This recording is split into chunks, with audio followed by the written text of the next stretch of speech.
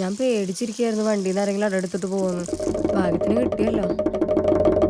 അതെ ചേച്ചി, ചേച്ചി ഇത്ര കഷ്ടപ്പെട്ട് എന്താ പറയാൻ പോണെന്ന് എനിക്കറിയാം. ചേച്ചിക്ക് ഭർത്താവിന് സംശയരോഗം എന്നല്ലേ? അതൊക്കെ പറ. ഇവിടുത്തെ ശീല ചേച്ചിക്ക് വേറൊരു പേരുണ്ട്, ഒളിഞ്ഞു നോക്കി ശീലാന്ന്. അവിടെ ഇവിടെ ഒളിച്ചും ഭാഗത്തൊക്കെ നിന്ന് ഓരോന്ന് കേട്ടിട്ട് നാട്ടുകാർക്ക് മുഴുവൻ ഇത് പറഞ്ഞു കൊടുക്കും.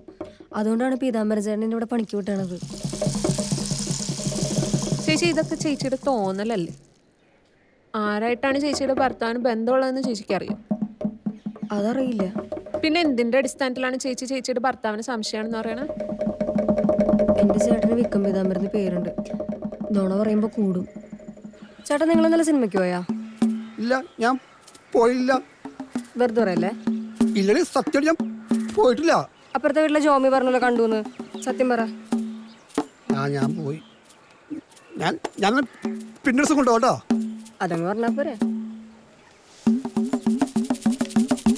അതും ഇതും തമ്മിൽ എന്താ ബന്ധം? അപ്പൊ തക്കുടൂനെ കുളിപ്പിച്ചതാ. ഒരാൾക്ക് ഒരാളുടെ കൊച്ചിനെ കുളിപ്പിക്കാനും പാടില്ല. ഈ വണ്ടിയൊക്കെ ഒന്ന് കഴുകിട്ട് പോക്കൂടെ? പിന്നെ കഴുകാന്ന്. നാട്ടുകാരൊക്കെ കണ്ട എന്താ പറയാ? പിന്നെ നാട്ടുകാരിലേക്ക് കഴുകുന്നത്. ഞാൻ നിനക്ക് ആ പഴയ ഫോൺ വേണ്ടി ഞാൻ ഒരു പുതിയ ഫോൺ മേടിച്ചു കേട്ടാ. ആ കാശത്തിനുള്ള തെണ്ടി ആ കാശ് തന്നോട്ടെ. അതാരാ? ആ ബാലിച്ചേട്ടല്ലേ? അയാൾ ഇടയ്ക്കിടയ്ക്ക് തരുന്നില്ലെന്നല്ലോ. അച്ചടിക്കാന്നല്ലോ കുറച്ച്. ക്ലാസ് ഇല്ലേ? അത് ഞായറാഴ്ചയല്ലേ, നാളെ കൊണ്ടാക്കിയാൽ മതി. അങ്ങനെ ഒരു ദിവസം ഞാൻ നോക്കുമ്പോ മഴ പെയ്താൽ മാത്രം നനയാറുള്ള ഞങ്ങളുടെ തക്കുടു ഇതെന്തീ ചെയ്യണേ? ഇത് മോട്ടറുള്ള വണ്ടിയാണ്. കഴുകി ചീത്തയായി പോകുന്നത്.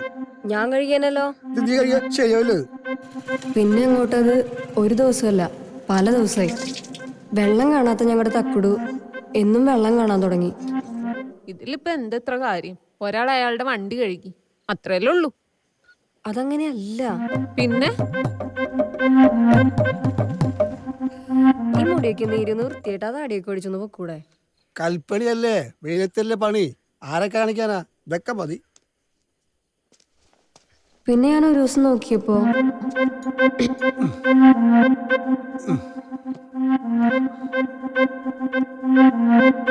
ഇതെന്തത്? ആൾക്കാര് ചോദിക്കണേ നിറച്ചല്ലാന്ന്. അപ്പൊ ഷേവ് ചെയ്യാന്ന് വിചാരിച്ചു.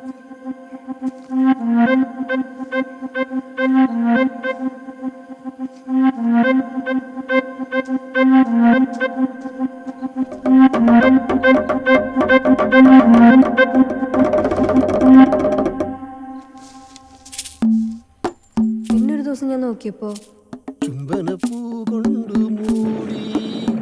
ജീവിതത്തില് ഒരു മൂളിപ്പാട്ട് പോലും പാടാൻ അറിയാത്ത എന്റെ ചേട്ടൻ സിനിമാ പാട്ട് പാടാൻ തുടങ്ങി.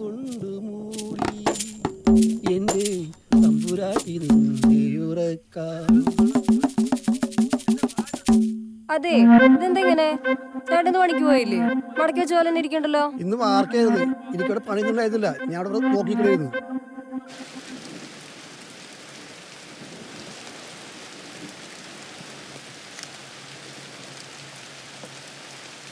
അതെ, 3-4 ദിവസമായിട്ട് ചേട്ടൻ പണിക്കൊണ്ടുപോകുന്ന ഡ്രസ്സൊക്കെ അതുപോലെ തന്നെ തിരിച്ചു കൊണ്ടിട്ടുണ്ടല്ലോ.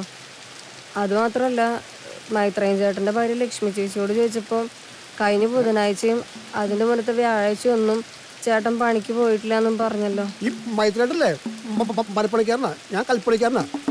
ഈ മരപ്പണിക്ക് അവിടുത്തെ ഫുൾ വർക്ക് അവർക്കൊക്കെ പോരാൻ പറ്റുള്ളൂ. കോട്ടയം ബാലചേട്ടനെ 3 സൈഡിൽ പണിയെടുപ്പുണ്ട്. ആലുവയിൽ, കറുകുറ്റിയിൽ, മാമ്പറയിൽ. ഞാൻ മിക്കവാറും പല പല സ്ഥലത്തായിരിക്കും. മനസ്സിലായ? നീ എപ്പോഴും മൈത്രേട്ടനെ കണ്ടത്? മൈത്രേയൻ ചേട്ടൻ ലക്ഷ്മി ചേച്ചി ബ്ലൗസ് തയ്ക്കാൻ വന്നിട്ടുണ്ടായിരുന്നു. അപ്പൊ ചോദിച്ചതാ.